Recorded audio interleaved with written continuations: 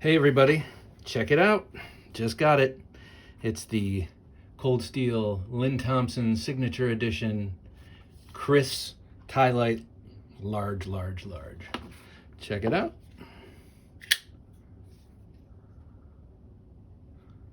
Look at that beautiful blade. It's quite sharp. It's amazing how they ground this. I gotta say, I'm very impressed. You got the Lynn Thompson signature here. It's 440 stainless. It's got this green grivery handle and this incredible Kris blade. And how happy am I to see that it terminates with a downward hook. It could have been a trailing point heading up this way if they started the curves differently. But I love the way it terminates in that little hawkbill in the front. And then of course, this is not just a novelty shape. This is like a large, it's like a blow up of a bread knife. You've got serious sort of serrations, not serrations, but undulations here, and each recurve is, just cuts deeper and deeper. And this is based on an Indonesian, Malaysian, Filipino style blade called the Kris. Here, I happen to have one.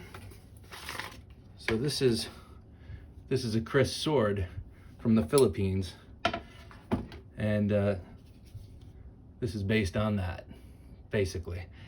And or this actually looks a little bit more like the Indonesian because it's more thin and snake-like.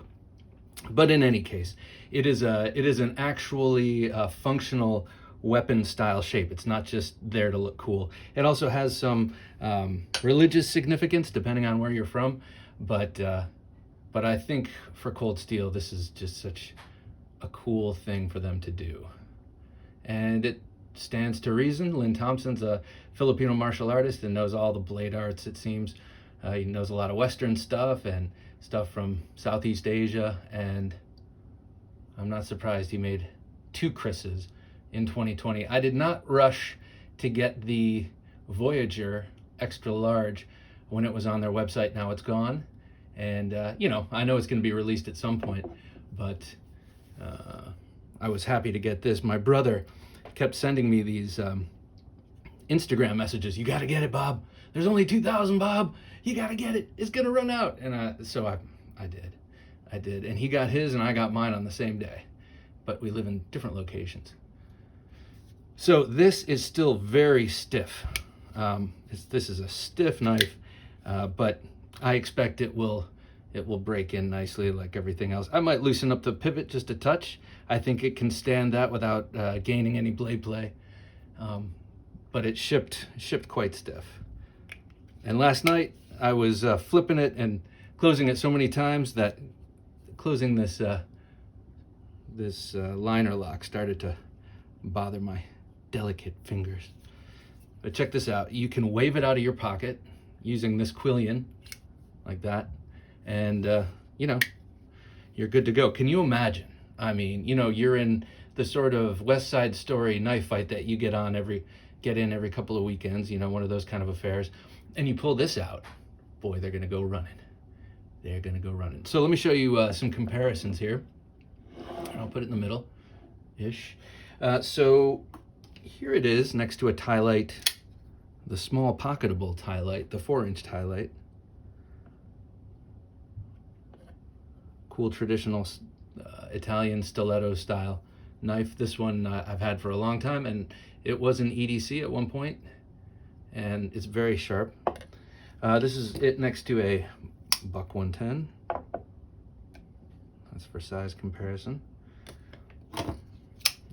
And your paramilitary 2, which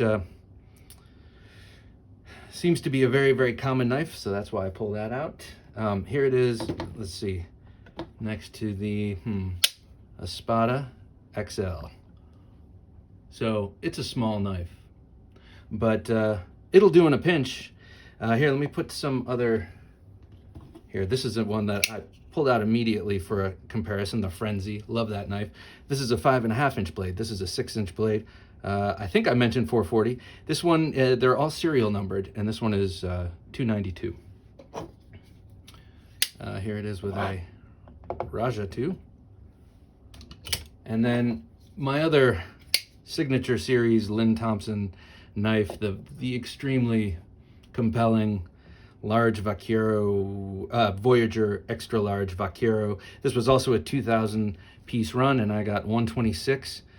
And you know what? At first I was thinking that signature would bother me, but I don't even see it. This XHP blade and those serrations and the beautiful black PVD coating. PVD is it? I'm not sure. And the serrations. I just think this knife is amazing. I had the snaggletooth on it for a while, and now I took it off for a change anyway.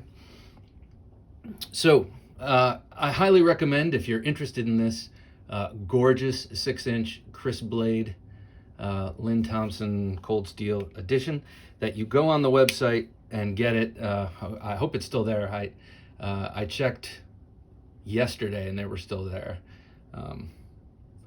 Check that out. I love how that blade looks when you stare down. Like, that tip is so cool. Let's see.